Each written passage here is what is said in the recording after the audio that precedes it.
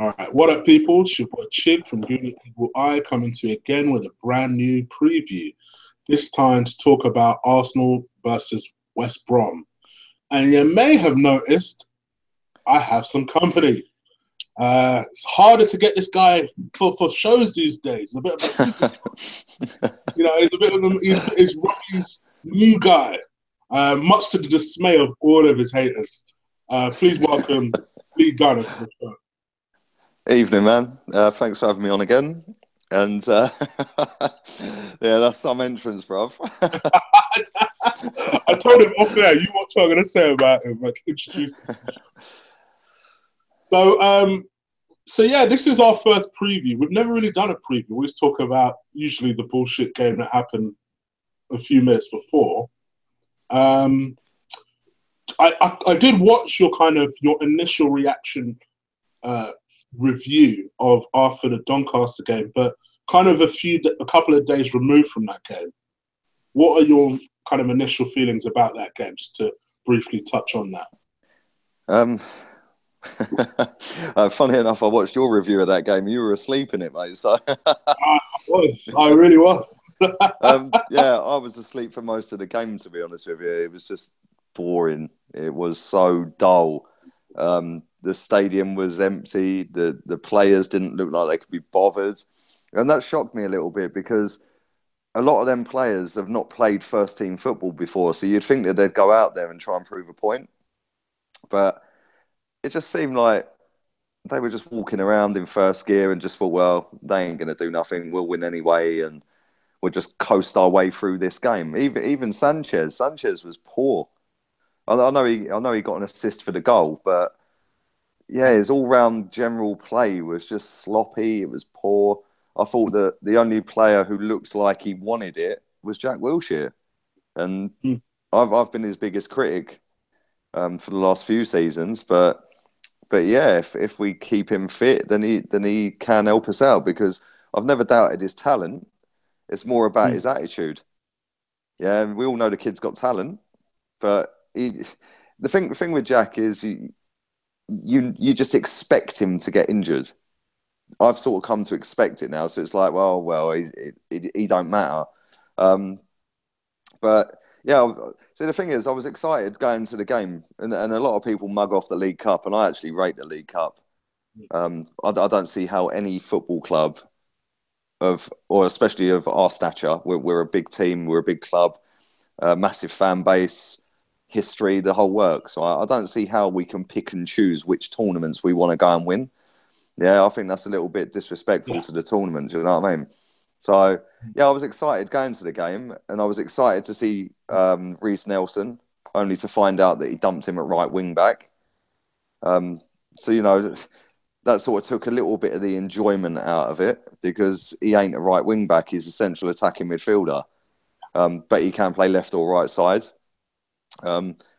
So yeah, I mean, it is what it is. We scraped a win because I had a few chances. Ospina made a good save near the end, but we're through, so that's all that matters. And let's just hope when we play Norwich in a few weeks or whenever it is, that we actually put a better performance in, because the stadium, they say there was 44,000 there. There weren't 44,000 there. It looked a lot more emptier than 44,000. Yeah, there weren't 44K. I'd say there was probably 35, maybe 38. The whole of the upper tier was just empty, bar like sporadic little bits here and there of like clusters of maybe 50 people here, 50 there. The whole of the lower tier looked pretty full up. But I mean, even around us, like where I was sat, and I was sat as well, got told to sit down. Oh yeah, I thought about your review. Them stewards are crazy at the Emirates. They are. To be fair, the ones in the block I was in, they're all right. They're normally sound, man. Like they have a laugh with you, they'll have a joke with you, and they're sweet. But there was people behind us, like after like 5 minutes, going, excuse me, can you sit down, please? I can't see." It's like, and then these people, the same people that are telling you to sit down because they can't see, left with 10 minutes to go. It's like, it always baffles me, right? If you go to the cinema or you go to the pantomime, you've gone to, and you're looking forward to that for days or weeks in advance, right? You turn up early, You get there, you make sure you've left him plenty of time. You get there and you watch the whole show or the whole film, right? You don't leave 10 minutes before the end, do you? Yeah. So why does anybody turn up to a football match, especially if they've not been in a long time, which a lot of them people on Wednesday hadn't? Why would you leave early? Well, this is the thing. I'm a cheap fucker, personally, so I don't care if Arsenal are getting battered 10-0. I paid a lot of money for that damn ticket. I'm staying to the end. To the very end. Exactly. And that's how it should be. You know, I mean, I had a bit of a nightmare getting there. Yeah, we were stuck in traffic for ages, and I got there about 5 minutes before kickoff. Normally I get there about 20, 30 minutes before at least. And it was a bit somebody's car, weren't you? Yeah. Superstar. Nah, I'm not a superstar, man. No, the lift I normally go with, he was already in London, so yeah, that was the backup lift, and it makes sense. We live in the same area, so. But yeah, I got in at 2:00 in the morning after that game. Yeah, so but no, it was good. I mean, at the end of the day, right, it's a win. We won the game, so let's not be too disappointed. But one thing I do want to say as well, if that's all right, is I see you slate Walcott, right? And I see everybody outside the ground doing their interviews outside the ground, slating Walcott, right? And I've slated Walcott, and I still slate him, right? But he won us the game. Yeah. Right? And irrelevant of what anybody thinks of him, yeah, he did win us the game. He missed an absolute sitter at 1-0. Yeah, he scooped it over the bar. But, I thought it was just like, I'm not digging you out. I'm just saying, like, there was a lot of people slagging Walcott after the game. And I thought, well, he's won us the game, irrelevant of what you think. A bit like Danny Welbeck. I don't rate Danny Welbeck, but, you know, he's done all right this season. I've praised him when he's been good, you know? You are right. And it's just, I tell you what it was for me about Walcott is every time we got into a mildly exciting position, he was normally at the end of it. And then he would miss an absolute sitter. And you're like, oh, what the fuck? And then you remember how much he's being paid. And it's just a combination of things that do an instant reaction video. You think to yourself, right, I don't care if you won us the game. Just let me ask you a question, right? If he was paid 40 grand a week, would we all slate him as much as we do? Here's the thing. I still would, but I think the consensus would be no. I honestly do. Yeah, I agree with that. People believe that he is not in the caliber of £140,000 a week. Me being one of them. I agree. I don't. Yeah, he's not 140 grand a week. 100% right. Quite frankly, even in January, I would still say we should sign Walcott. I think Mahrez, for example, is a much better player than Walcott ever hopes to be. Didn't you call Walcott a B-Tech Mahrez? He's a B-Tech Mahrez. The haircut does not make him Mahrez. I don't care what anyone tells me. Because he's got Mahrez. Fiat Juarez. Yeah,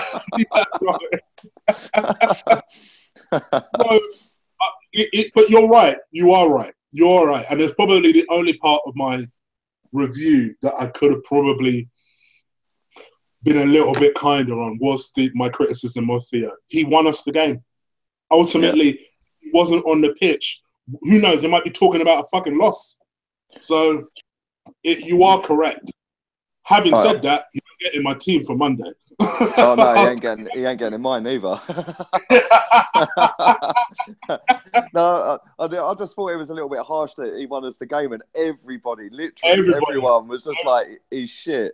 Yeah, it was just like, you know, he's won us the game, man. Like, I can't stand him. I think he's pony, right? But I've always said this about Walcott. If you played him in a 4-4-2, and he was one of the two, he'd smash it. He would bang 25 to 30 goals a season. Somebody else who said that for a very long time, and if he's listening, I'll give him credit. Mems has said that from one of the first people I've ever heard say that was he said once that what should happen was Giroud should play up top and Walcott should play right next to him. And mark my words, those two will score goals. Ironically, two people who are highly criticised by the Arsenal fan base. but you feel like they need each other in order to be able to succeed. See, that's the thing. Like, if you obviously we've got Lacazette now, so it's never going to happen, right? But if in previous years we'd played them two up front, Giroud wins the flick on header, you ain't catching Walcott, and you know it'd score well, maybe not most, but it'd score it'd score a lot of goals. Maybe, But I just I just look at Walcott and just think, like, what have you actually done in 10 years? You know, you haven't progressed. But at the same time, I can flip it and go, do you know what? You scored the winner the other night. So, yeah, I'll give you a pass for that night. But you still ain't getting in my team for Monday. No way. And before I get onto Monday, so I thought, and this is one of the things I was funny enough going to talk to you about, and then Venner commented on it, so I definitely want to talk to you about it now, was the treatment of Alexis Sanchez. Now, my belief from the very get-go has always been he's trying to phase Alexis out so that in January, when we do let him go, it won't... I'm trying to get in the mind of the old man, that he believes that it won't affect the team too much. Now, it was interesting that the journalist actually asked this motherfucker a hard-hitting question, and that was, why are you not starting Alexis? Like, is he being punished? And he gave the answer that he's not punishing Alexis, he's just trying to give him minutes. What do you think about Alexis starting games? And do you think it's likely that Wenger is going to start him on Monday? That's a good question, mate. When that journalist asked Wenger that question, was the first word he replied with, "Look"? Of course, it's Wenger. So that's what. Yeah. So as soon as he replies, "Look," you know he's up against it and he's flapping, right? Just watch it. Just watch his press conferences. Yeah. As soon as he gets hit with a hard question, "Look." Well, he does it every time, right? And so, he's been rumbled there. I personally think that he thought Alexis was going to stay, and that's why we didn't bother pursuing Lamar. And I don't think it would have been both of them in the team. It would have been one or the other. Do you know what I mean? So, and to be fair, you did say that from quite early in the summer that you believe if Lamar came, is to replace Alexis. Yeah. Well, they play similar position, don't they? Yeah. I just couldn't see Wenger saying to himself, right, we've got Lamar, we've got Alexis, and we're going to add Lamar to... not going to happen. But I think the longer the transfer window went on, that obviously Alexis's agent is talking to Man City, he's talking to PSG, he's talking to all the other teams. And I think the longer it went on, the more Alexis then thought, do you know what? I want to go. Yeah, and I think that got Wenger's back up. And I do think he is punishing him. I do. You know, there'll be people watching this saying, oh, you don't know what you're talking about. Well, none of us really know what we're talking about. We're just guessing. But I'm guessing based on what I've witnessed so far this season in terms of Alexis Sanchez, our best player for a decade, being sat on a bench. You know, and it seems like, you know, we haven't seen Ozil, we haven't seen Sanchez, and we haven't seen Lacazette all in the same team yet. Every time Sanchez has come on, it's been for Lacazette. And it don't add up. I mean, I'm looking at it thinking, well, why wouldn't you start all three of them? You know, I'm not Ozil's biggest fan by the long stretch of the imagination, but you know, play all three of them. Let's see what we can do with all three of them, and I hope he plays all three of them on Monday, but he won't. He won't play them. I was shocked to see Sanchez starting against Doncaster. Yeah, I really was. I did not think he'd be anywhere near that. I thought he should have started against Chelsea. I thought he should have started the whole game because I had it in my head that he should have started that game because he's not going to play against Doncaster. So then he gets a little break before we play West Brom, which would be, 8 days? 8-day break from Chelsea to West Brom. Instead, he came on at the end at Chelsea and then played 90 minutes against Doncaster. So Wenger can sit there and dress it up how he likes. Looking in from my point of view, looking in at it, he's punishing him. He's saying, look, you don't want to be here. But then at the same time, you then look at Mesut Ozil. because I will always link the two because they're both in exactly the same scenario, right? Mesut Ozil didn't start against Chelsea. All of a sudden, he's back in training after the game. Really? Did you drop him then? Do you know what I mean? Did he drop him? Who knows? You know, at the end of the day, Mesut Ozil gets straight back in that team because Wenger picks him regardless. So maybe he was genuinely injured. I don't know. It's funny you should touch on the Ozil thing because I figure you were the most appropriate person to ask about Ozil. Have you noticed, right, until maybe 2 weeks to go of the window, it was pretty apparent that Mesut Ozil was apparently staying and he loved Arsenal. And the one interesting point, I must admit you were the only person that I saw that brought this point up is, hold on, has he signed a contract yet? No. So what the hell is everyone talking about? He's going to stay at Arsenal. He loves Arsenal, this, that, and the other. And have you noticed that since then, all of a sudden people are like, oh yeah, he hasn't actually signed a contract. And then Ozil comes out and says, I'll support the team. Hold up, motherfucker. How about you support the team by signing the team? Right, he ruined him. Right, he absolutely destroyed him, bruv. Yeah. And rightly so. And rightly so. Yeah. Right, the way I see the Ozil situation compared to the Sanchez situation, right? For those who are watching that don't follow me on Twitter, haven't seen my tweets about it. The way I see it, right, both of them want to go. Yeah, they both want out. Sanchez wants to go. Ozil wants to go. Right. The difference being, nobody bid for Mesut Ozil. Right. Man City bid for Alexis Sanchez. We accepted the bid. We accepted 60 million based on if we could replace him. Now, Ozil can come out and give it the Bertie about support the team. I love Arsenal. I love London. I want to sign a new deal. I want to stay at Arsenal. Well, why haven't you had any contract discussions since February then? We're nearly in October, right? Now, what Mesut Ozil is doing is very clever, right? Because he's got his PR game on point, right? Because he's got his book. He'll have a backup to that book in a couple of years' time. He'll drop another book, right? And he's got his clothing brand, which he has. I'm talking facts here, yeah? Nobody can argue with this. He's got a book and he's got a clothing brand. He's got more followers on Twitter than Arsenal Football Club by some distance. I think he's got nearly 8 million more or 7 million more than Arsenal Football Club. Okay, so when Mesut Ozil puts out a statement about, I love Arsenal Football Club, no, you don't. Let's just have that right. Me and you sat here and everyone watching this that supports Arsenal loves Arsenal Football Club.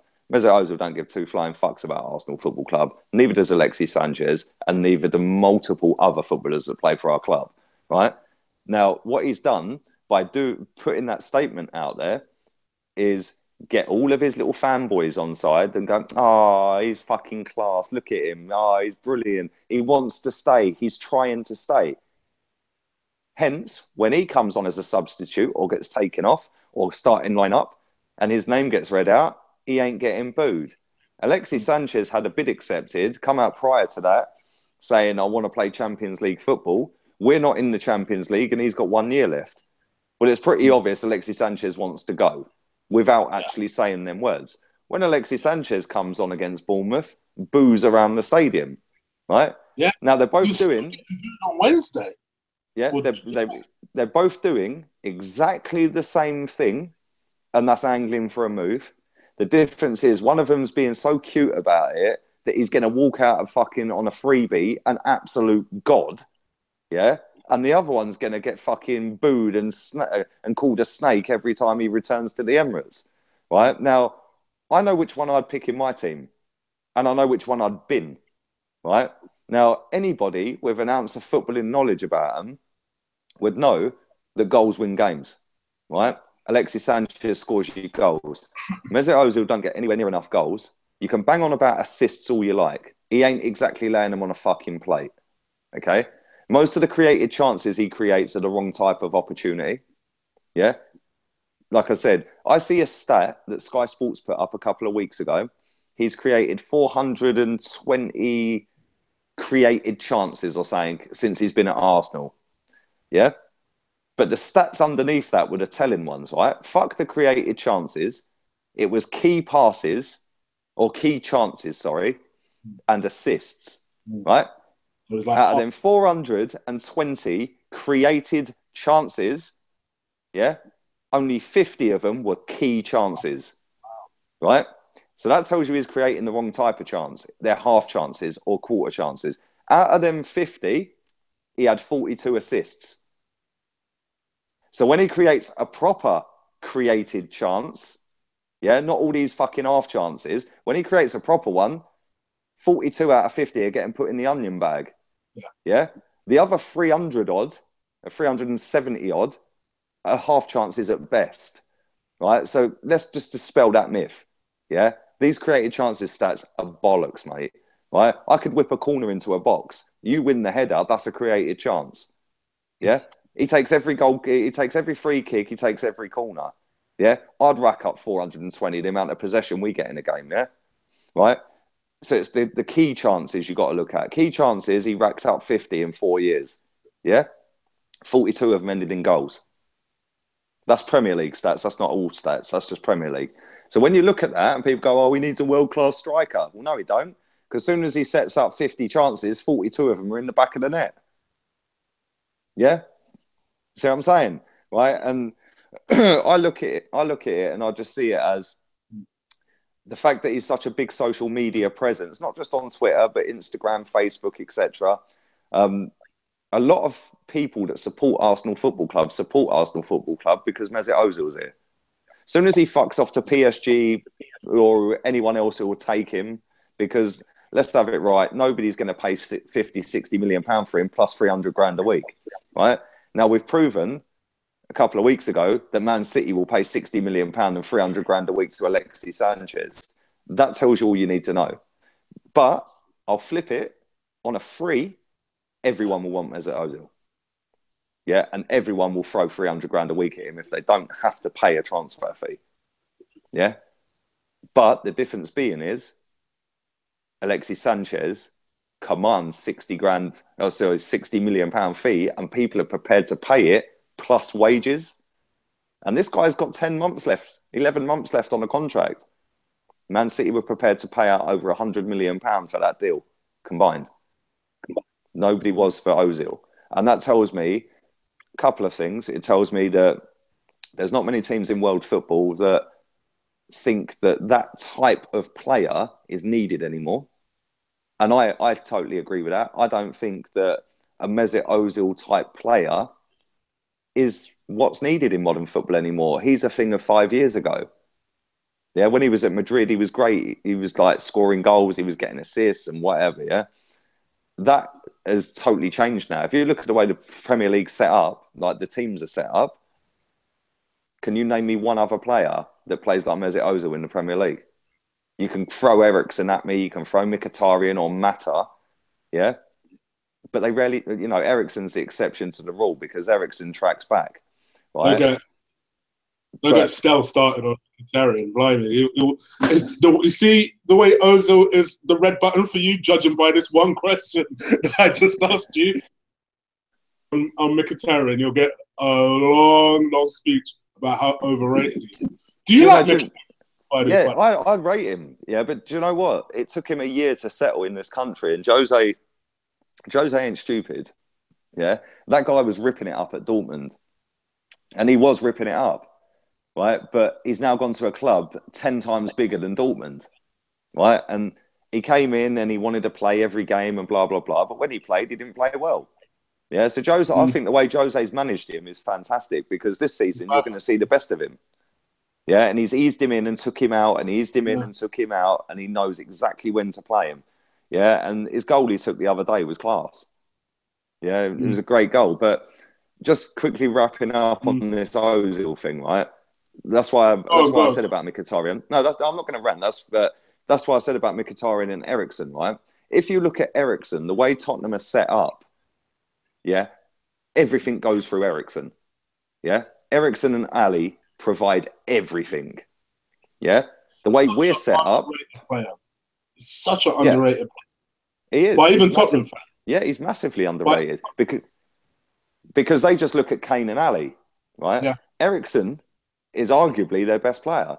right? But the way they set their team up, yeah, it's a similar formation. They just use him in a slightly different way, yeah. And I watched him the other night against Dortmund. He was at left back, he was at right back, he's slide tackling, yeah. He's getting goals, he's getting assists. Now, that's what I'm saying about Ozil. Ozil is a very good player. Let's have that right. He's a quality footballer, yeah. But we don't play. Firstly, the formation. Secondly, nothing. The way we set up, we try and get everything to go through Ozil. Right now, that'll work in a certain game. Yeah, you've got to mix it up for other games. So for example, against Chelsea at the weekend when we played Chelsea last week, yeah, if Mesut Ozil had played in that game, would he have done the donkey work that Iwobi done? No. So chances are we lost the ball in key areas. They break, they might have scored. I'm not saying we would have lost the game. Who knows? We can't tell that. Yeah. What I'm saying is the way we set up and the way our midfield set up, everything tries to go through Ozil. And when Ozil ain't on it, and when Ozil's getting bullied, we're fucked. Yeah. And now sorry, go on. I was going to say, now when Tottenham set up, everything goes through Eriksen. And it does. I've watched a lot of Tottenham games. I know I shouldn't admit that on an Arsenal podcast. One of my best mates is Tottenham, so I know a lot about Tottenham. Right? But everything goes through Eriksen. But the way they use their Eriksen and Ali is completely different to how we use our Ozil and Sanchez behind the striker. Completely different. Yeah, and that's what I'm trying to say, that the Ozil type player, the Ozil mold of player, is a thing of the past. Yes, he's good to watch when he's good, but when is he good? You know, when has he left anyone thinking like, wow, he was fucking superb today?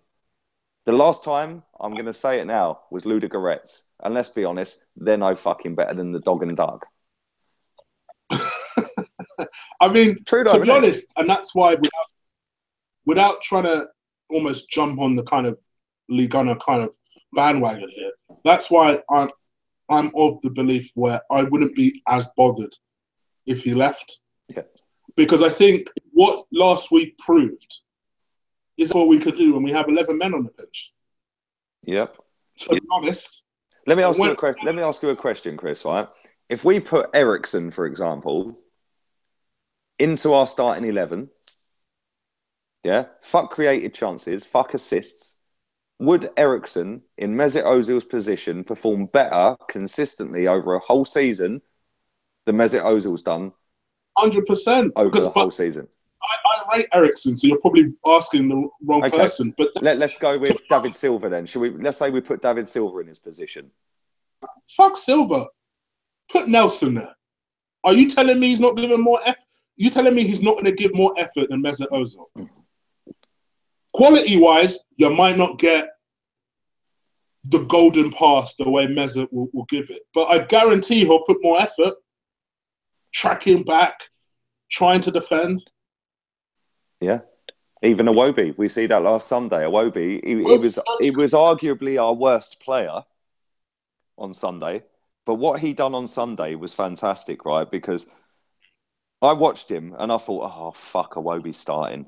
Right? And I love Iwobi. That sounds really bad, right? I know you do. I love Iwobi to bits, but I was like, fucking hell, we've ruined this kid on umpteen occasions in big games.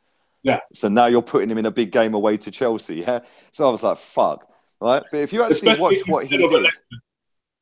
Especially instead of elected. Exactly. But if you actually watch what he did, it wasn't the fact that he was tracking back and putting in slide tackles and barging men off the ball.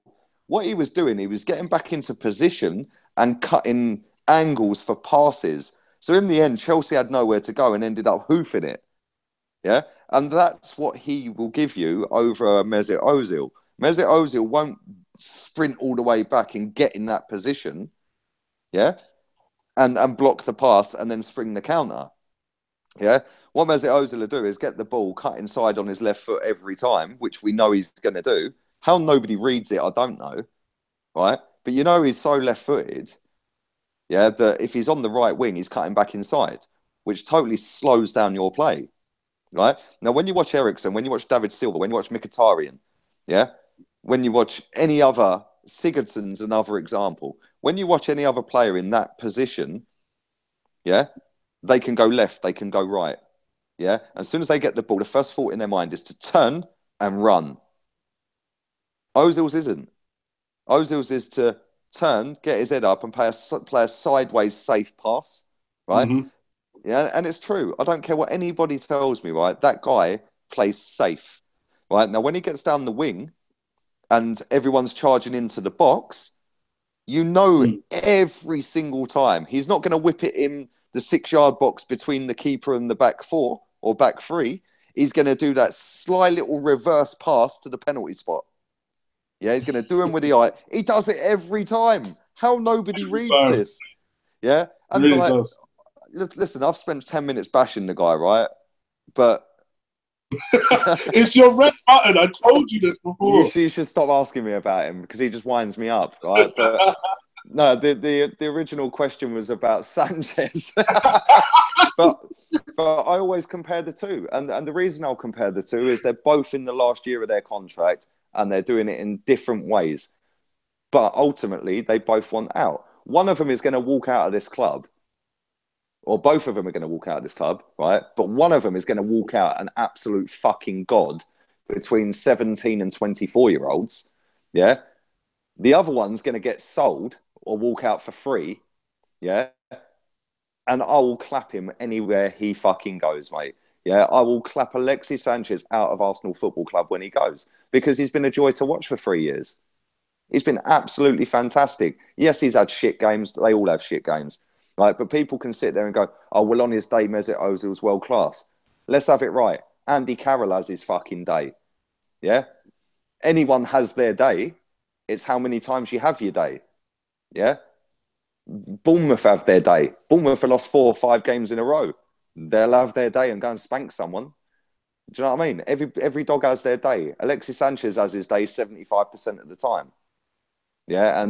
And that's why I'll never boo him. I just don't understand booing a player. Watch, mate, and I just don't get the hate for him. People hate on him for no reason. Yeah, I just don't understand this whole notion of booing your own. Listen, I've had some seriously horrible stuff to say about Aaron Ramsey. You think I would ever boo him? And look what he did on Sunday. Yep, man of the match. Where the hell did that come from? I mean, I never knew he had it within him to play disciplined. If you're going to run, don't stay up front, come back. Do what you need to do, then drop back. Or if you see that Xhaka's going up, stay there. He played a perfect, easily my favourite Aaron Ramsey performance. And he didn't score. It's up there. Yeah, it's up there. Do you know why I think he played so well? And we've had this conversation before, right? Xhaka, Ramsey and Ozil don't work. That's fact. Yeah, them three, none of them are heavyweights.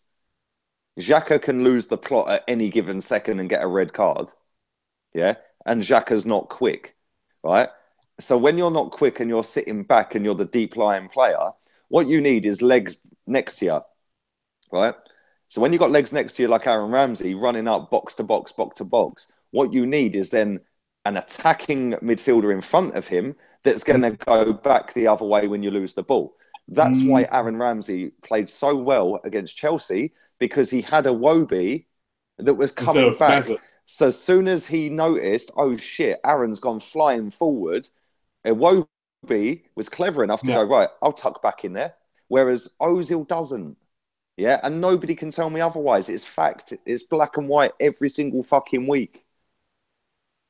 Yeah, and I must admit, don't get me wrong, I'm reaching. I don't actually believe what I'm about to say. But maybe that there was some sort of weird genius in playing Iwobi as a central midfielder the game before that Chelsea game. So because he then had the kind of, I suppose, understanding of the position a little bit better, so that he knew that when Ramsey then galloped forward, he could just slot into that position and cover him a little bit. Which, Yeah. don't get me wrong, I don't think Iwobi is a central midfielder. I think he's an attacking midfielder. Yeah, he's I a think cam. He's an essential attacking midfielder, yeah. That's his position. I tell you what, like you say, I think those two worked brilliantly together, along with... Yeah. I don't think Xhaka was outstanding, but he did his job.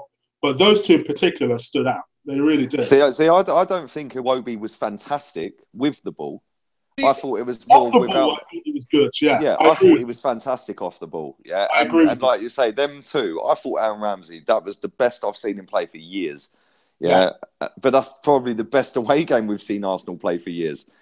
You know, and like especially against the big one. But what Iwobi gave you in that game is he has got pace and he can get you out of situations, right? Yeah. But he will also track back. When he came on the other night against Doncaster, the amount of times he got down that wing, bursting out of that position and flying down that wing. And that's what he gives you. He gives you an out ball because he's so quick, but he also gives you that extra man behind the ball when your Aaron Ramsey has bombed too far forward and given the ball away.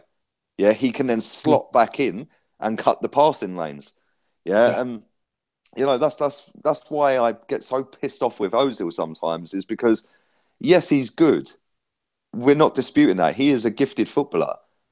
But I want to see what he did, not last season, the season before, up till Christmas. He was on fire, right? Yeah. Now, I want to see that every week, or at least 8 weeks out of 10.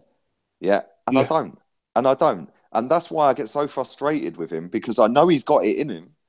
It's just, he looks like the sort of person that, you know, you could throw a surprise birthday party for this guy, and he'd just go, oh, cheers. Yeah, he just got no enthusiasm. He's like, he looks like that. It's, you know, he seems like that type of person. Like Berbatov was very similar. Berbatov had that languid, lazy style about him. Yeah, right. And let me tell you quickly about Berbatov. Right, I know I'm waffling here, but Berbatov was the top goal, or one of the top goal scorers in the league. Right, Alex Ferguson signed him up and thought, you know what, I can win a title with this guy. Yeah. Right? He won the Golden Boot. He won the league. Following season, he faded him out. Then the season after that, he flogged him. Why did he fade him out and flog him? Because he's fucking lazy. He don't track back. He don't get stuck in. And when he's shit, he's fucking shit. When he's good, he's great. And not to cut you off, but Leonard makes the point that a lot of people have made about both Mesut and Berbatov, and that is Ozil is a luxury player, which is a really posh way of saying lazy. To be honest, let's just be real. Well, let's be honest. The way football is now, it's so intense now. It's so money orientated now. You can't afford as a manager, to have a passenger, right? And he is a passenger in a lot of games. Not just him. There's others in the team as well. Walcott's another one. Yeah. But he's our record signing, or was our record signing, until Lacazette rocked up. And this is why he gets a pass, right? He's Arsene Wenger's man. He's better than Zidane. That song is embarrassing. I swear now, right? I swear now, I have never sung that song and never will sing that song. I don't think there's a single person that has seen your show, even for a little bit of length of time, that will sit here and say, bollocks, I can imagine Lee singing that shit. Not a single person out there. Mate, not a single person.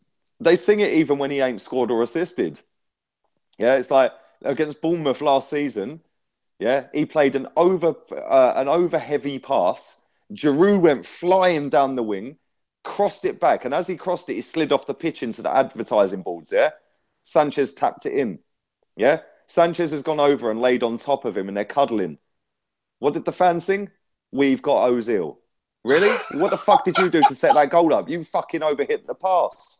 Yeah, it's just like, you know, seriously, mate, take him out of the club, give him to whoever, put somebody in there like Iwobi, rotate it. If it was me and he leaves, which he is going to leave, because like I said, he's snide the way he's doing it, but he's going to go, I would play Aaron Ramsey in that position. Oh, you wouldn't even buy a replacement? No, Aaron Ramsey had played it. So if Feather said, I'll put in a bid for Morris, would you be happy?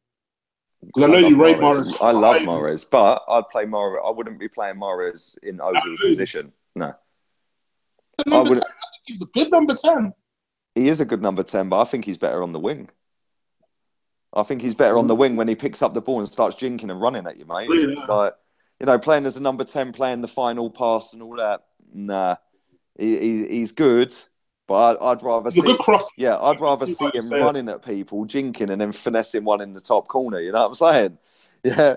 I don't want to see him passing it. I want to see him running and shooting. And I love Mahrez. I think he's fantastic, man. I think he's a top draw footballer. Yeah, and I'm shocked that nobody snapped him up from Leicester in the summer.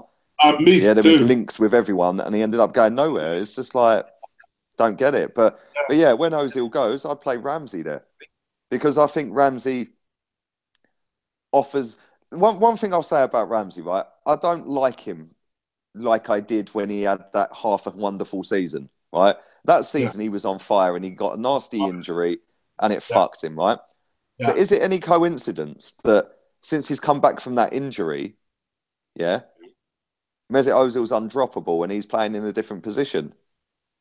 And he's been absolute tripe ever since playing in that different position. Yeah? Why is that? Because Mr. Undroppable, well, they're both undroppable, but Mr. Missing, is always in his position. Do you see what I'm saying? Like, there are just certain players who can't play together. Ramsey and Ozil are just two players who can't play together because they make very similar runs.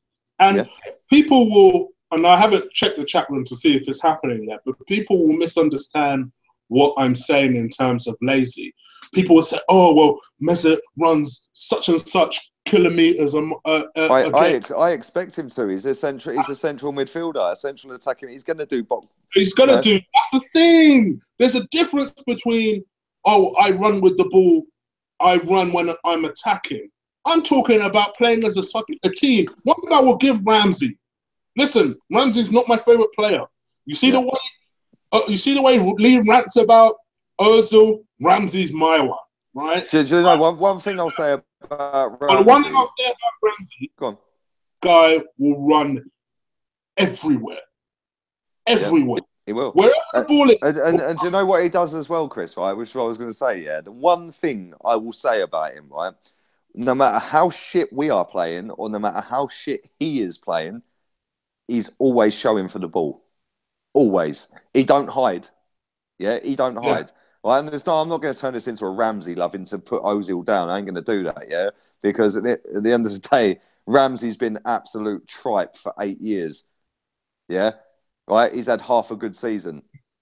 Right? But you've only got to look at these players when they go out of Arsenal and go and play for their countries, right? And Bale, for Wales, they've built that team around them too. Yeah, you give the ball to Ramsey, he's better than you. He's going to do this, right? Now, I'm not saying that, Ramsey's going to be our superstar, but if you put Ramsey in Ozil's position for a whole season, it's firstly score more goals than Ozil. Yeah, that's nailed on because Ozil don't score anywhere near enough.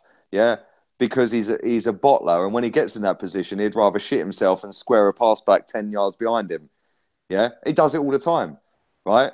Have a dig.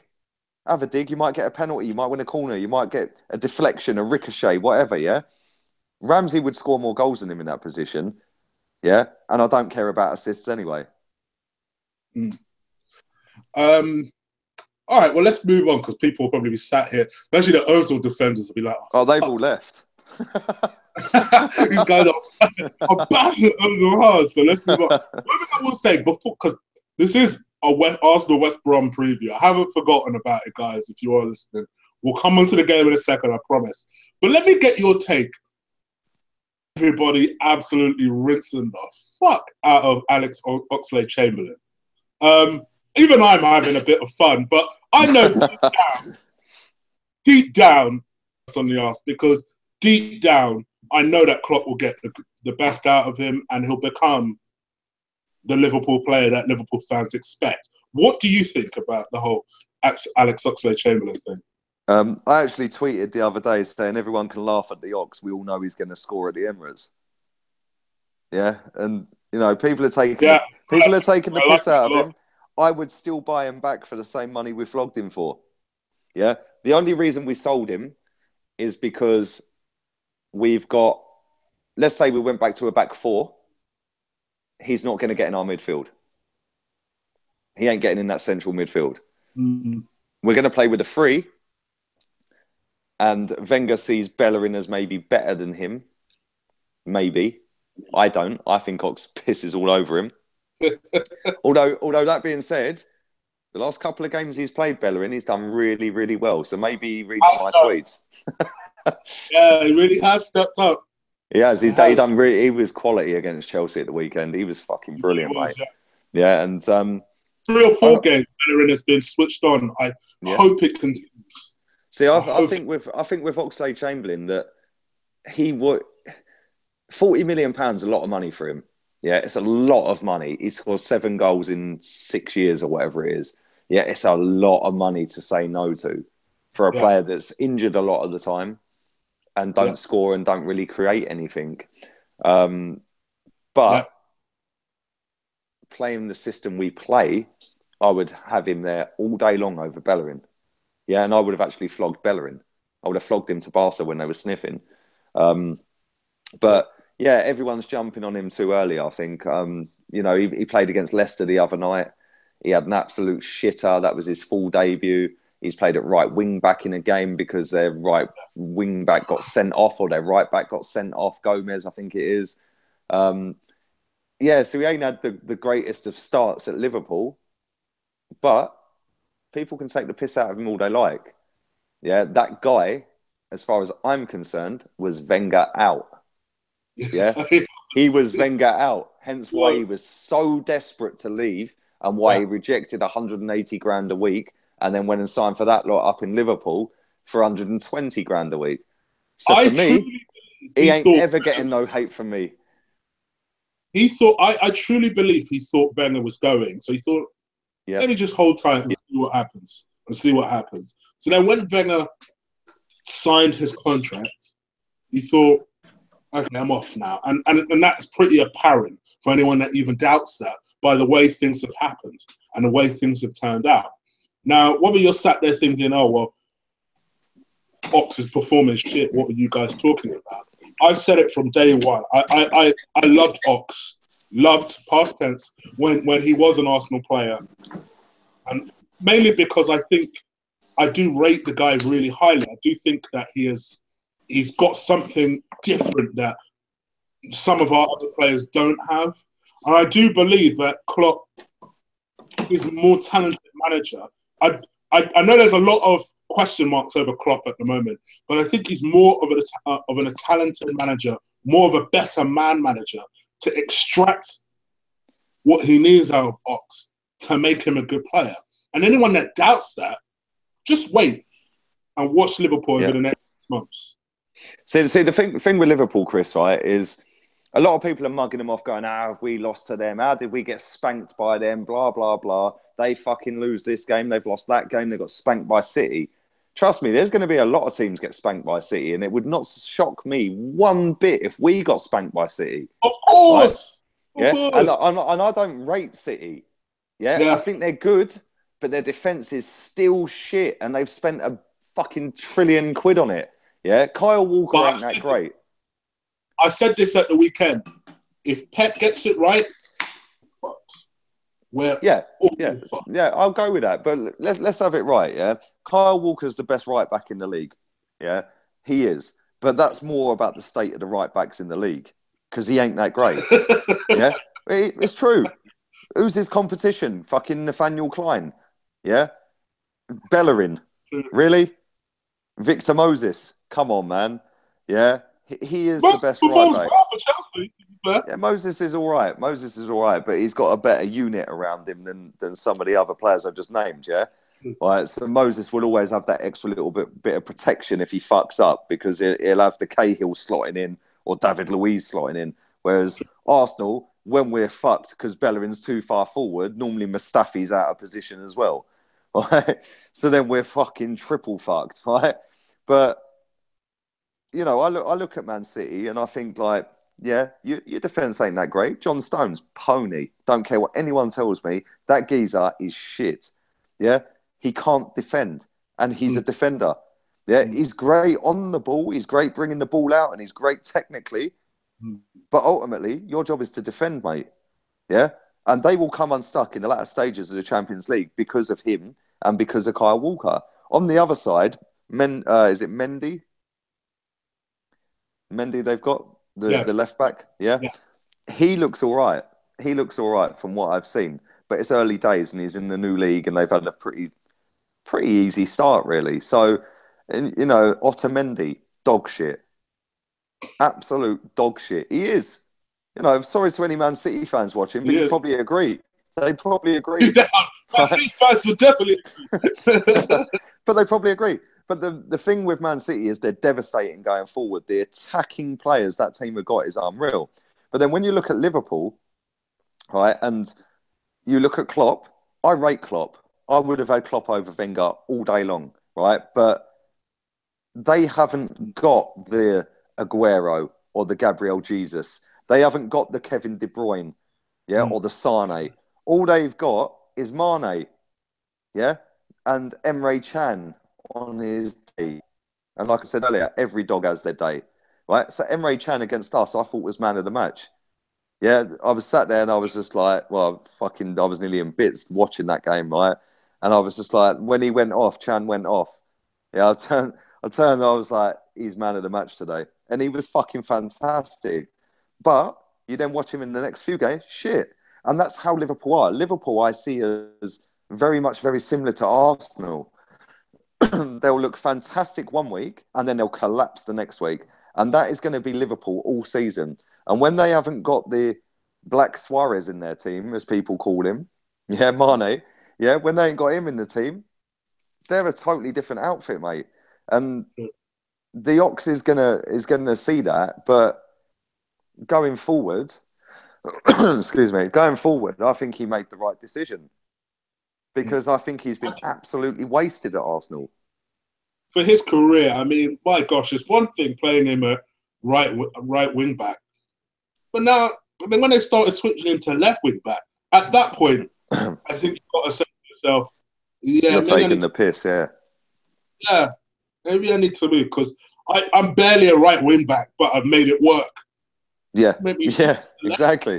You know, the only position he's not played is fucking centre back and goalkeeper. Yeah, it's true. What is Wenger's obsession most recently about trying to? Oh, you're a striker. Now you're going to play left back. What is that about? Like, it seems do you know what? Right, it's control, man. It's control.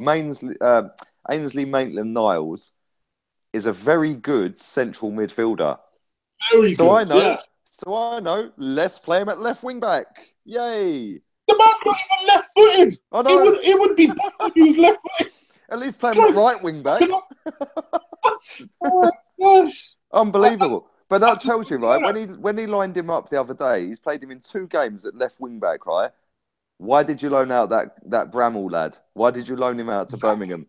Yeah, because we've got Monreal, we've got Kolasinac, right? Monreal's been playing fucking centre back. Might as well just classify him as a centre back. Yeah, and I actually think he's done all right at centre back. Yeah, I think he's obviously lost a bit of pace over the last year or so, but he can fill in at centre back and he can do a very good job at centre back. He ain't what's required at centre back. He's nowhere near the level required, but he can do a job, right? So that leaves you Kolasinac. He gets injured, and we have a couple of centre back injuries. Yeah, we're fucked. Yeah, we're fucked. Literally. Yeah, let's say Mertesacker, Holding, Chambers. Fuck knows why he went off the other night. Yeah, let's say 3 or 4 of them go down injured, which has happened to us in the past. we then put Monreal in there. Kolasinac starts a game. Yeah, Kolasinac gets injured. Then what do? We're fucked. We'll then probably have El Nini at left back. Yeah. You know what I mean? Yeah, and it's ridiculous. I mean, when stupid, man. When the El Nini at centre back thing started, I thought, you got to be joking. And he did it for one friendly, And then he did it for the second friendly. I thought, okay, let me forgive him. It's what friendlies are about, experimenting. Maybe just trying to see if it works. It clearly doesn't. Hopefully just place people in their right positions. And then you started seeing this trend of, oh, first of all, you buy the best left back in the German league, and you stick him as a centre back. You put Monreal there, grant you, he's done well in that position. But let's be real, he is not a centre back. Exactly. And like you say, if the whole plan was to play Monreal there in the first place, why did you let Bramall go for the whole season? Don't make any sense. No, nothing he does make sense, mate. You know, you could sit there and pick apart shit he done in the Invincible season. Yeah, there was stuff he done in the Champions League final, substituting the wrong players after Lehmann got sent off, which ultimately cost us the fucking win. I don't care whether it was Barcelona. They weren't the Barcelona under Pep, yeah, a few years later. Yeah. Do you know what I mean? He substituted the wrong players in that game, yeah, and tactically, he's been dog shit since he ever got here. I don't care what anyone tells me. There's been instant... You could go through 02, you could go through the unbeaten season, you can go through any other 98, you can go through all of them, and you can rip his tactics to pieces, mate. Yeah, it was just the only difference back then to now was only Man United were our challengers. Yeah, where now you've got Chelsea, you've got United, you've got Liverpool, you've got Spurs.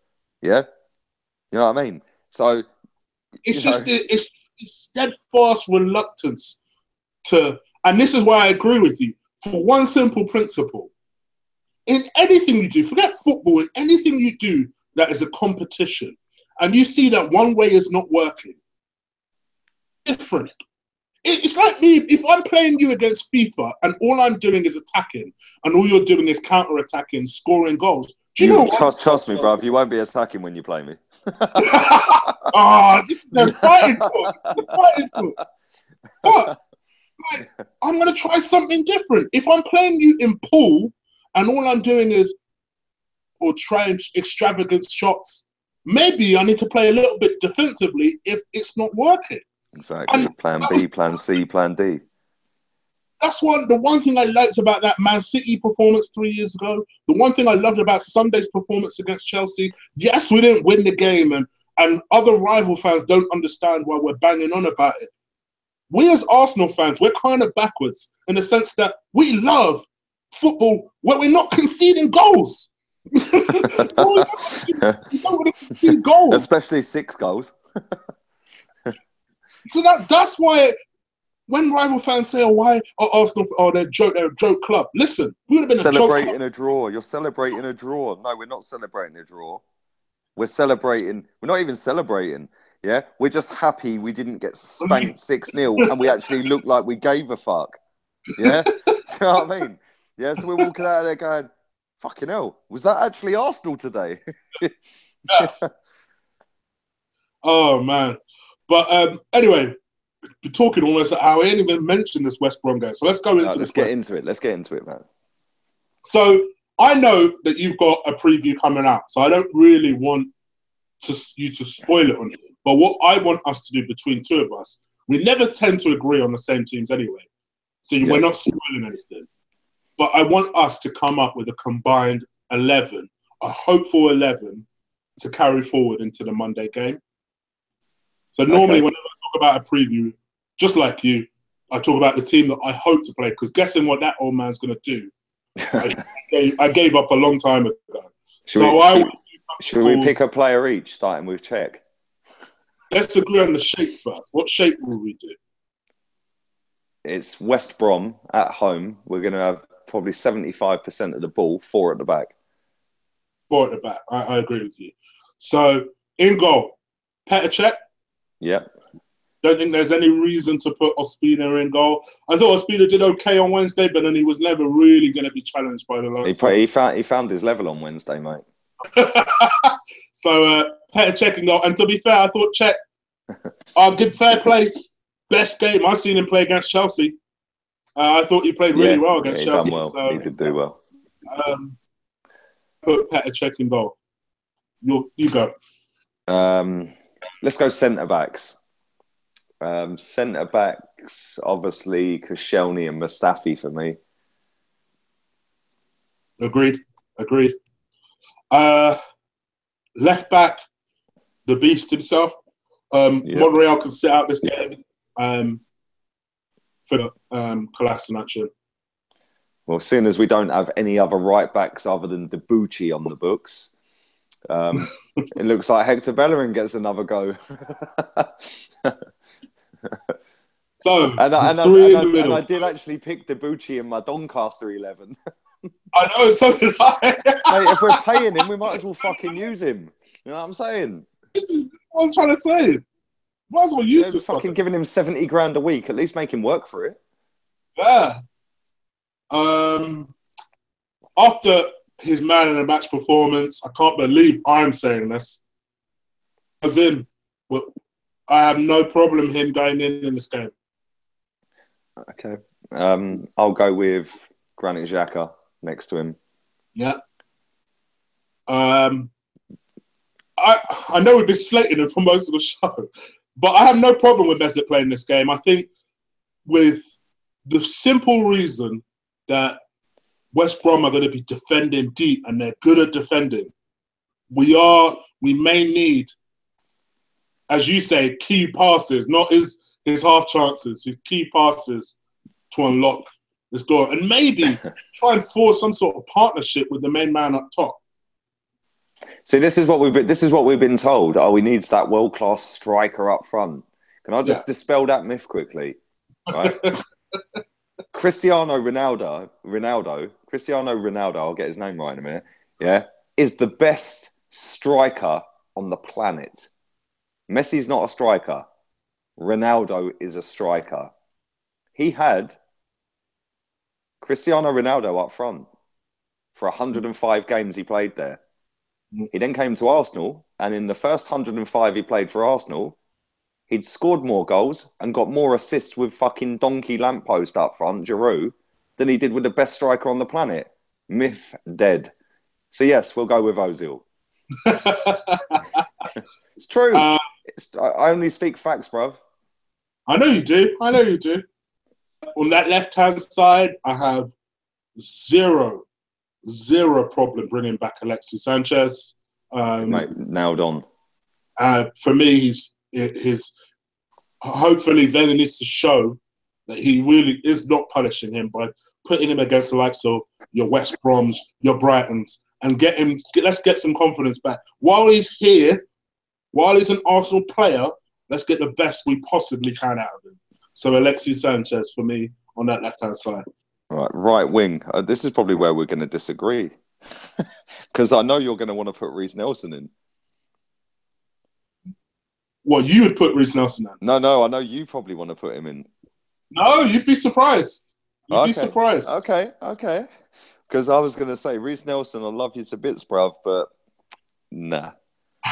Not this week, I'm afraid. No. Because West Brom are going to be, you know what you're getting with them. They're going to be smashing fucking lumps at you. It's a Tony Pulis team. And no disrespect to Tony Pulis, because I rate that guy as a manager. Yeah, people can mug him off left, right and centre. Yeah, if he was our manager, we would not be conceding 4 at Anfield. Yeah, it's true. Right, so right wing. Oh, man. I'm going to put Iwobi there. That was my choice. It's almost like we planned this. No, we really haven't, by the way. If you're listening, we really haven't. We didn't even know we were going to do a combined 11. So no, I didn't. Yeah, the reason I'll put Iwobi there is the fact that I don't think you can drop him after he played so well at Chelsea. Agreed. Yeah, and again, when he came on against Doncaster the other night, he had a chance that the keeper made a very good save from right near the end. Agreed. I thought he dithered a little bit on that. It took an eternity for it to drop down for him to hit it. Yeah, it was just like, come on, just smash it, man. And he chested it down really well. Like it was just like, fucking come on, volley it in the top corner. But it was a good save. But I thought that when he came on against them, he was a great outball on that wing. Yeah, and he roasted that left back a few times when he come on. So having played so well against Chelsea and then against Doncaster, albeit their League One. I think he deserves a chance. And like we said earlier, Theo ain't getting in our team, and we ain't got the Ox there anymore. Reece Nelson, sorry, mate, not this week. Yeah, it's nothing against him. Reece would be more suited to someone like Brighton, who are a bit more newer. Huddersfield, teams that want to go forward a little bit. Yeah. So yeah, I 100% agree with the Wobie. And up top, Lacazette. Let's give. Whoa. Oh, we disagree. Do we disagree? Oh, wow. Nah, bruv. I love Lacazette, but Giroud starting.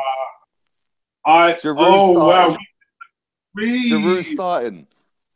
Do you know what? I was sat here about 5 minutes ago, and I thought to myself, I bet this guy picked Giroud up front. Do you know what? And I get the logic behind Giroud. He's a big man. He's going to have big men behind him trying to throw him off the fucking ball. Let's not act like Lacazette ain't physical, bruv. Let's not act like Lacazette ain't physical. Listen, I love Lacazette, yeah. I love the guy. Yeah, I love him to bits. He is a fucking baller, yeah? But they're coming to the Emirates to park the bus. There ain't no space in behind, similar to how Chelsea played against us. They sat very deep and they tried to break, right? West Brom are going to be even deeper. They're not going to try and break. They're coming for a fucking draw, right? So that's why you play Sanchez. That's why you play Iwobi, yeah? And then you play Giroud up top. Giroud chests it, nods it down. Iwobi can smash one. Sanchez can ping anything in. It's not popular in the chat room, I tell you. The one and only said, Giroud, okay, Lee, first time for everything. You're definitely high.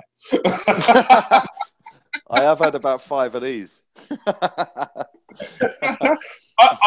definitely get the logic. And to be honest, I don't necessarily disagree with it, but I would still opt for Lacazette. I think... Okay. Should we flick a coin? Should we flick a coin on it? Give the people what they want, but flick a coin by all means. I'll tell you what, Brian, because obviously the chat room's biased. Yeah, they're all going to pick Lacazette. Yeah, let's flick a coin. God. Heads or tails? Go. I've got a penny here. Heads or tails? I will always pick tails on a coin flip. Fuck off, man. Lacazette starting. I'm honest. This guy. You know, 10 minutes later, he's probably going to do his own preview just so he can put that right. Be like, starting in my team. Do you know what? I must admit, I didn't even think about the game, right? I've been so wrapped up in work this week on FIFA. New FIFA's come out, yeah?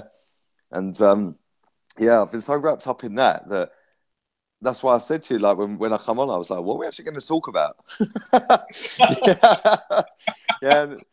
And we've been going over an hour. There we go. But... yeah, I haven't even thought about my own preview. I'll probably... when's the game? Monday? I'll probably do it Saturday night, Saturday evening. So yeah. Yeah, if Lacazette starts, I'll blame you. I think he'll score. I think he'll score a couple. But fantasy football... He needs it. He needs a confidence goal, man. He missed that absolute sitter against Chelsea. He was substituted. He got the ump as well. Yeah, he got the last time when he got substituted as well. He got subbed up at Anfield as well, didn't he? So he does get substituted a lot, man. Yeah, he does. So this is the thing, like, this is what pissed me off, right? Yeah, I like the fact they get angry when they get subbed because it shows they care. Do you know what I mean? Yeah. But do you know what pissed me off about him getting subbed at Chelsea, right? They were there for the fucking taking, right? And they were going to go for it for the last 5-10 minutes. Until David Luiz fucking mugged them off and got sent off, right? But they were going to go for it, yeah? And if you had kept Lacazette on and brought Sanchez on for Iwobi, yeah, when they're going for it, you've then got two absolute ballers bursting into space. Yeah? Agreed. We might have nicked a win. Instead, Danny Welbeck got injured and we brought Giroud on.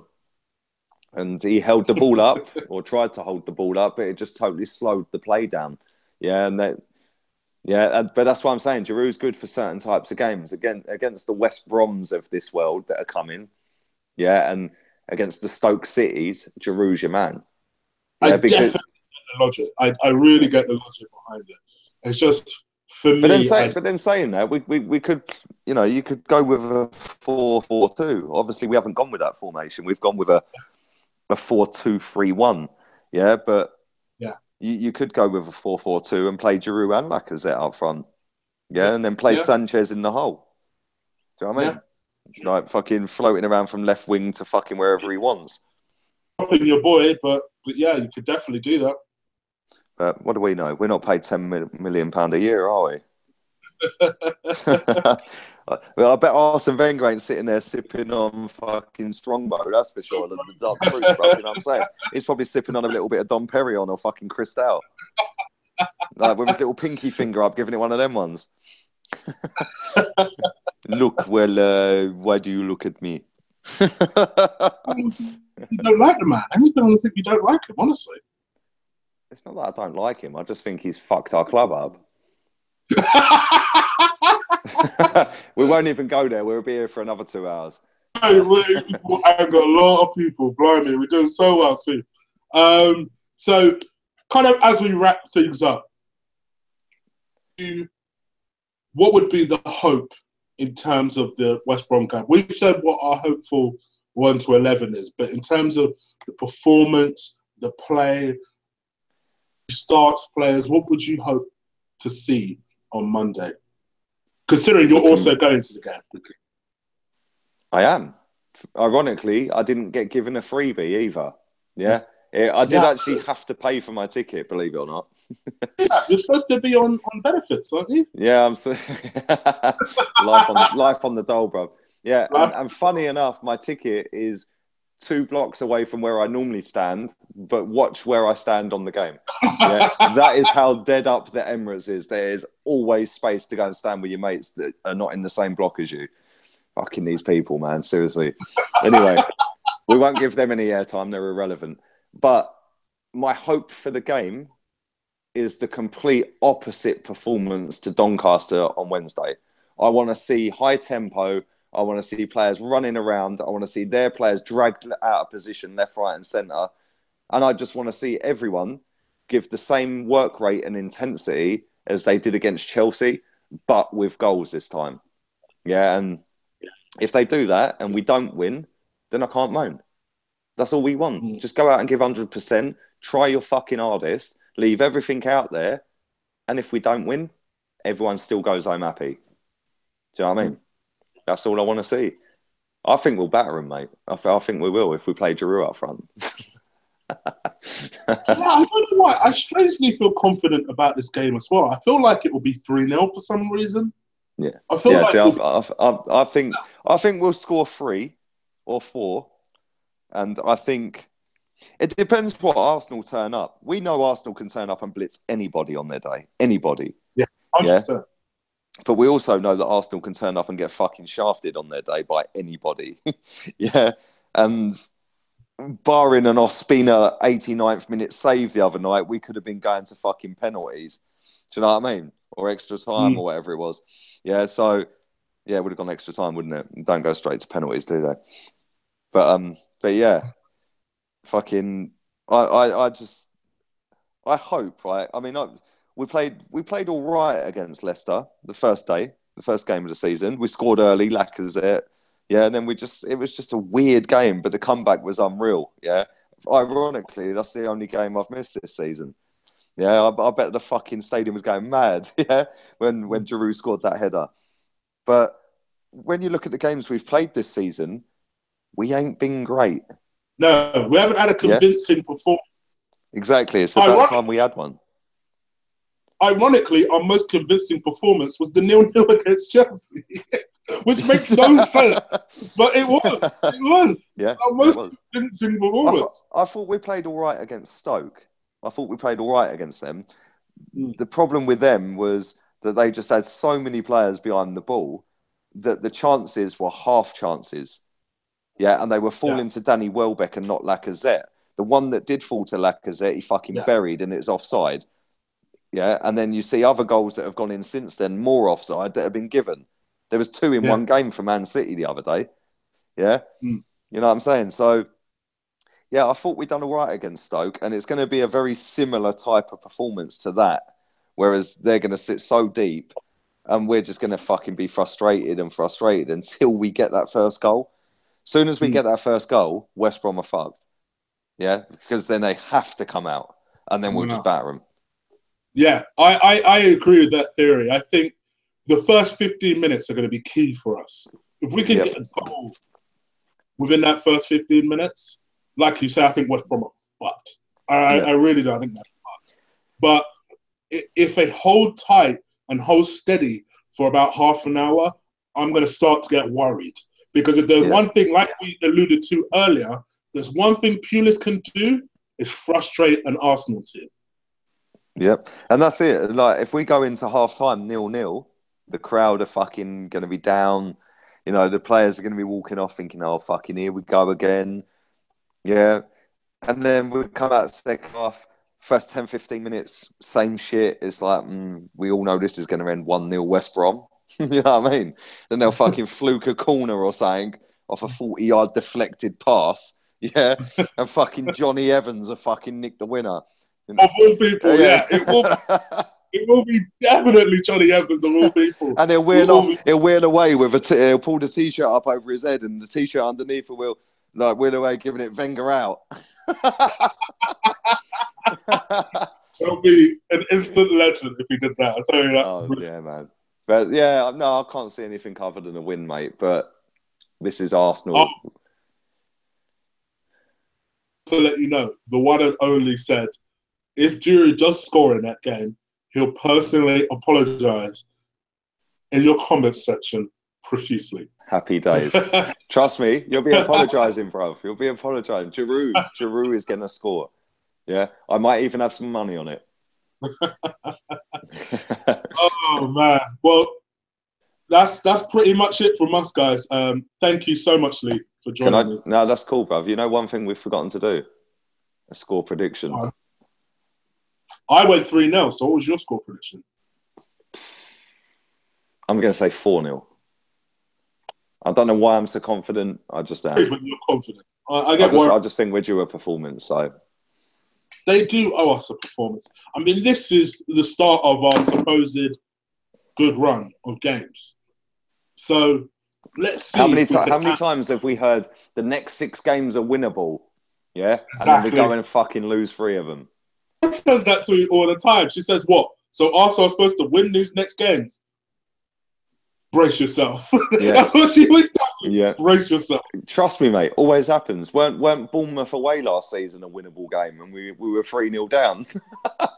You know what I mean? West Brom away, we lost. Crystal Palace away, winnable game. They were fucking doomed down the bottom. Yeah, winnable game. They battered us. Yeah, no game's winnable in this league, man, unless you put a shift in and fight for everything. So, yeah, let's hope they do that, man. Agreed, especially in the Premier League. Definitely, man. So, yeah, I'm going 4-0. I'm going 3. I think the first 15 minutes are key, but I just got a sneaking suspicion we're going to get one within the first 5. And then hopefully it should just ease the pressure and people can start backing the team. So, yeah, let's see what happens. But as if they don't know already, but let's let the people know where they can find you. Because I'll tell you what, he's got some big things. Trust me, mate. Twitter is going to be... I'll tell you what, I know you guys like me and Lee together doing these streams. It's going to get harder and harder to get this motherfucker, I tell you. You watch what he's got coming. Don't be silly, man. Listen, you're my boy, bro. Don't worry about that. He's humble. He's humble now. Yeah, you're my boy. Don't worry about that. Right. Okay. Okay, well, you can follow me at LeeGunner82 on Twitter, if you don't already. Be warned, there's plenty of Ozil and Wenger bashing. Although I have killed quite a lot this season. I don't tend to have it with all the Wenger lovers. Yeah. I was tagged in some Wenger loving the other day. I was like, you just untag me from this fucking Wenger fest. Yeah, like, just like, ain't interested. You're clogging up my battery, man. Like, taking my battery. So, yeah, you can find me there. You can find me on my own channel at Gunnerbang. It does bang as well. And I've got something lined up. I can't say nothing about it right now, but I have got something lined up, right, coming up in the future. So keep your eyes peeled for that. And keep your eyes peeled within the next 2 weeks. Yeah, because I am going to send Twitter into meltdown. Yeah, literally meltdown. Yeah. Meltdown. Within the next 2 weeks. Yeah. You'll know when, because I'll put a tweet out and you'll see the meltdown. Let them know where they can find you on Twitter. At LeeGunner82. So, yeah, follow that. Within the next 2 weeks, just keep your eyes peeled. Yeah, trust me, I'll make sure it's an explosive tweet, like all singing, all dancing with the emojis and all that. Yeah. And thank you guys for watching. At one point, we had up to 80 people. Oh, wow. Listening. Nice one, man. Night. Let's just be real here. Yeah, that's good for a weekend night, man. Friday night. So I appreciate each and every one of you. You know what it is. You know what it is, Chris. Yeah, it's the third week of the month. Everyone's skin. Everyone's skin. Everyone's skin. You watch week 1 and week 2 of the month, you'll get about 10 live ones. You know what I'm saying? Week 3 and 4, everyone's waiting for payday. I have had people, a lot of people, for a long time request that me and you do regular shows. We should do. We should do a regular one, man. What I'm trying to do for all you guys, exclusive here, we're literally just going to decide this now, is me and Lee are going to try and aim. You just heard Lee say he's got a lot going on, and he really does. Aim to bring you at least one show a month where at least I'm up for that. Me and Lee just kick it, talk about whether it's a preview for a game, a review for a game, or just talking some shit. It's an international break. Everyone's bored. We'll just kick it and do a show. So do keep an eye on our Twitters, which my Twitter, speaking of which, is on that red ticker, @ColossalChick. Also, the other way of keeping up is by hitting that subscribe button. And not only hitting the subscribe button, I never bang on about this, the bell. That shit is some useful shit. Click on that bell, and every time I do a video, you'll be alerted every single time. But hit that subscribe button. I have content like this all the time. Lee is a regular of mine, he's my boy. So, of course, I'm going to bring him on here as much as I possibly can for you guys. And also crush, abuse, bitch slap the shit out of that like button for me. No. Donkey punch the fuck out of the like button. I do like that donkey punch. When you said that the first time, I was like, do you know I wish I told there'll be a guy who watches this, right? It'll be in your comments section. A guy called Swamps, 81, I think. Swamps 81. Right? I love it. He's got me on that. He's got me on the donkey punch one, yeah. So I'm saying that every video now. Donkey punch the fuck out the like button. I love that. Every time. Every time. Top geezer, man. He comments all the time, yeah. Always love. So yeah, man. Nice. Yeah, and thank you, Wilson. I've just seen what you said in the chat room about the job I'm doing. I appreciate it, man. All love is for you guys. So just let me know what you guys want, and I'll try and accommodate as best as I can. You'll see also with me, I have a few other things lined up myself. A couple of people that will be making their debut on the channel. Keep it locked for this channel. And that's pretty much it from us. I'm going to leave you to your Friday nights, people. So we're out of here. Take care. Oh, and also, before I go, I'll be on the Bloke Show some point in the weekend, which is Stell's show. So do keep an eye on my Twitter for that. And big up Stell. And big up to Stel. He runs 2 fucking podcasts. That motherfucker works. So big up Stel. Anyway, we're out of here, people. Take care. Peace.